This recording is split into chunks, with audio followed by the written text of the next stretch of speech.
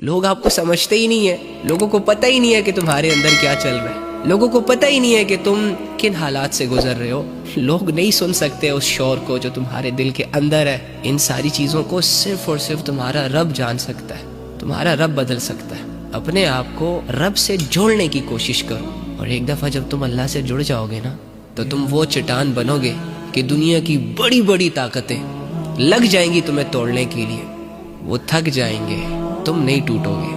اللہ سے دوری نے تمہاری یہ حالت کی ہے. اللہ پر بھروسہ نہ کرنے کی وجہ سے لوگ تمہیں توڑ رہے ہیں، تم کمزور ہو.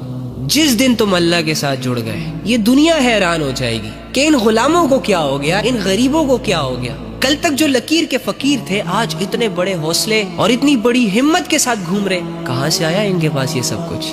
تمہیں کیا کرنا ہے؟ اپنے اللہ کے ساتھ جڑنا ہے. سمپل.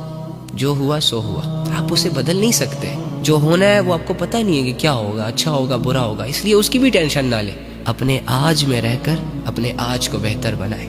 آج آپ کے پاس موقع ہے اپنے اللہ سے جڑنے کا، اپنی آخرت سنوارنے کا، اپنے گناہوں سے باہر آنے کا، اپنی غلطیوں کو سدھارنے کا.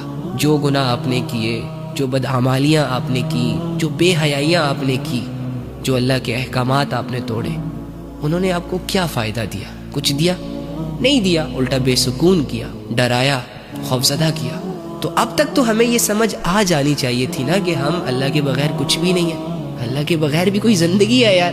ہاں میری جان اللہ کی طرف تو دیر مت کر.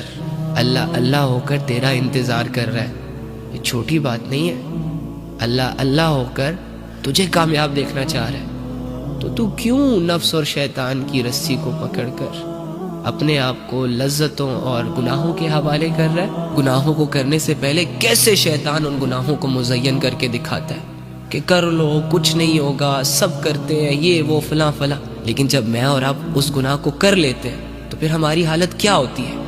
کتنا افسوس ہوتا ہے ہمیں، کتنا پریشان ہو جاتے ہیں ہم. تو مزید نفس اور شیطان کے ہاتھوں بے وقوف مت بنو.